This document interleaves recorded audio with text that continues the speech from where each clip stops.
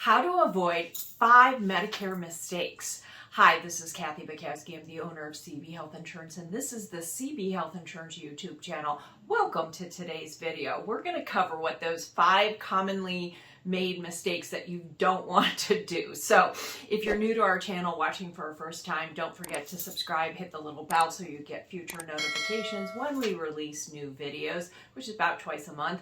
Tell your family and friends, and don't forget to give us a thumbs up. Now, on to today's video. How to avoid the 5 Medicare mistakes. Mistake number 1, don't lapse your Part B premium. Well, some people are going, duh, yeah, of course you don't want to lapse this. But remember, a lot of people are retiring anywhere from age 65 to 67, and they're not taking Social Security. You can delay Social Security retirement income all the way up to age 70. So a lot of times people will retire. It could be at age 65, 67, 68. They're going to sign up for Medicare Part B, but they're going to delay the Social Security benefits, and guess what? Part B premium is billed by the Social Security office. So if you're not receiving Social Security income, they can't deduct the premium from your paycheck, right? Because you're not getting it. So they're going to bill you. And, that's fine in the beginning. I think some people pay attention to this, but what happens over time, especially if you have a lot of claims and you're getting everything through the mail, you're just getting inundated with paper. And sometimes people forget to pay that Medicare Part B premium. Other people are not paid into the Social Security. My mom was one of them. She was on a teacher's retirement income. So to avoid this, go online to Medicare.gov, set up a Medicare account, and do Easy Pay. They'll deduct it right out of your bank account. That's the easiest way. You won't get a bill in the mail, and every year that it changes, they will go ahead and make that change. So I did a video on how to set up an account. Go set up an account if you're not receiving Social Security income so you don't lapse your Medicare Part B premium. That's number 1. Number 2, use your correct card. Now, some people say, well, it depends on how you are getting your Medicare. You can either do one of 2 things, right? There's 2 options. I did a video on that too. What are your 2 options? Original Medicare that you get through the Social Security office, so that's your Medicare card A and B, paired with a standalone drug card, Part D, and most people buy a supplement, right? So when you go to the doctor, you're going to want to show those cards. Option 2 is to get a Medicare Advantage plan. Now, you have to stay enrolled in Original Medicare A and B, but you don't need that card because everything is done. So put that card away, laminate it, put it in a safe, just don't show it. And where this confusion takes place is if you end up in the emergency room and they start digging through your wallet and they pull out the Medicare card and you're really on a Medicare Advantage plan, you don't want to bill Medicare because your primary coverage is the Medicare Advantage. You do have to stay enrolled. Now, when you go to a doctor's office and you're on Original Medicare with a supplement, you want to give them both your Medicare card and your supplement, right? And last but not least, Part D is your drug coverage. So when you are on Original Medicare with a Part D, think of Part D as is pharmacy. Basically what you're going to get at the pharmacy. And so this does not include, and some people think that it does, and they go, hey, my drug card's not paying for this. Diabetic strips, insulin pumps, CPAP machines, that all falls under Medicare Part B, not under Part D. So make sure you're getting the right card. And oh, by the way, if you've changed during the annual open enrollment, because some people will either change their drug coverage or they will change their supplement, or they'll go from Original Medicare to a Medicare Advantage, or vice versa. We have people do this every year, analyze their situation during the Medicare open enrollment. And so in January, when you go to the doctor or whenever you have your first appointment, give them your new insurance card so they're not billing the old one and you're getting something in the mail that's saying claims denied, because guess what? You're not covered under that plan anymore. Sounds like it makes a lot of sense, but mistakes happen. So that's number 2. Number 3, don't pay providers in full on your appointment, okay? Now this is another one that might be like, duh, but there's a lot of people that have original Medicare and they have Plan G. Plan G is a supplement and it's going to pay for everything except that Part B annual deductible. So there's an annual deductible that you have to meet before any outpatient services are met. Currently for 2025, it's $257. What you don't want the doctor to do is collect that at your first payment. Let them go ahead and bill Medicare. Let the supplement pick up. Because, oh, by the way, let's say you have a number of doctor's appointments in a week.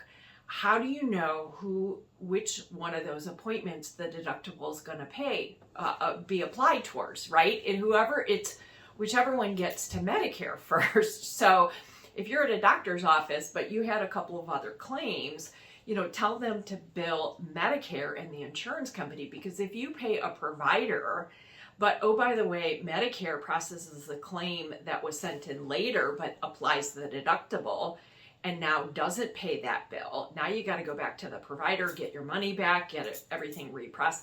So don't pay the provider in full. Now, if you're on a Medicare Advantage plan and have a doctor copay, that's different. You want to pay the copayment, right, when you're at the doctor's office. But if you're on original Medicare, have them bill the doctors. Now, another thing is, if you get a bill from a provider, make sure that it's been processed by Medicare. I see this so often.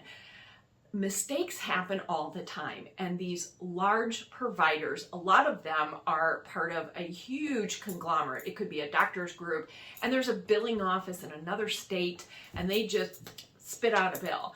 And when I took over my mom's claims, I noticed that she was writing, I'm like, Mom, you have a supplement that pays 100% of this. You met your deductible. Why is this provider billing you? So you want to make sure that you have an EOB, an explanation of benefit. It's been processed by Medicare and your supplement or the Medicare Advantage.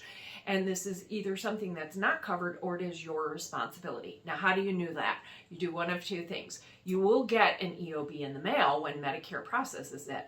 My recommendation, because it's a lot of paper, is to go set up a Medicare account online, whether you're in Medicare Advantage or Medicare is your primary. Set up a Medicare account, and then whatever other insurance, set up an online account with either the supplement or the Medicare Advantage plan. Because guess what you can do online? You can look at your EOBs. What is an EOB? Explanation of benefits. So every time you see a provider, they're billing your insurance, the insurance is processing it, and the EOB, explanation of benefit, is explaining we applied it towards the deductible. This was not approved, but oh, by the way, you are not responsible for it. The EOB explains that. And our clients that work with us, if they have any confusion, we will walk them through. We will take a look at the EOBs and make sure it's processed. But don't go ahead and automatically pay a provider that's billing you. Make sure that claim was processed by Medicare and the supplement or Medicare Advantage. Okay, so that's number 3. Number 4, understand what is and isn't covered by your insurance. Okay, so for example, preventative is covered, right? We know this. Certain preventative, so cancer screenings are covered, flu shots are covered, immunizations or vaccines, right, are covered. What's not covered is routine, okay? If you're just having blood work done for no reason, what Medicare says, and you can reference the Medicare and You guide, is they're going to cover medically necessary tests. Okay, it could be a lab test, it could be a blood test, it could be a whatever type of diagnostic test for the treatment and diagnosis of conditions and disease, right? So make sure that you understand that, because there are stories, I haven't had any of clients myself, they'll say, oh, we're going to give you this free annual exam that includes an EKG and we're going to do your blood work. Oh yeah, insurance is going to, no, your insurance is not going to cover that, right? And the doctors should know what is and isn't covered. And if you have any questions, you can either call Medicare or your Medicare Advantage provider to check on that. So make sure you understand what is and isn't covered, okay? And so routine is not covered. Preventative is. Any tests that are done to diagnose or treat a condition would be covered. Okay, number 5, last but not least, failure to review your plan in the fall when you get your annual notice of change. What am I talking about? The Medicare plans that you're enrolled in, either standalone Part D drug coverage or Medicare Advantage. These private insurance companies that provide these plans must send you a change, annual notice of change. It's mailed out in September. You have to receive it by October 1st, according to the guidelines of CMS, Centers for Medicare and Medicaid, right? And it says, these are your current benefits, these are your new benefits. Most of the MAPD providers lay it out very, very clearly, side by side. And why do you want to review that? Because you have, on a Medicare Advantage, Part D drug coverage and Medicare Advantage, you have a window of time in the fall to make that change. It is from October 15th through December 7th every year. It's the annual Medicare open enrollment, right? And so they're sending you in advance, hey, this is what changed. So what do you want to pay attention to? Did the formulary list change? Is there a drug that's currently covered now that's not going to be covered next year? What I can't help you with is if you call me in January and say, hey, this drug isn't covered under my drug card, Part D, I can't do anything. You have a window on a Part D one time a year, and that is it. It's October 15th through December 7th, and there's always somebody that calls us on December 8th. Oh, I forgot about this. No. This is the time, and there are no exceptions. Now, if you're on Medicare C, which is Medicare Advantage with prescription drug, there are some plans that are Medicare Advantage only. Typically, vets buy that because they get their drug coverage through the VA, but an MAPD plan, Medicare Advantage with prescription drug, you have 2 options to make changes. The first one is in the fall, the annual Medicare open enrollment, October 15th through December 7th. The second one is the Medicare Advantage open enrollment. When is that? That is January 1st through March 31st every year.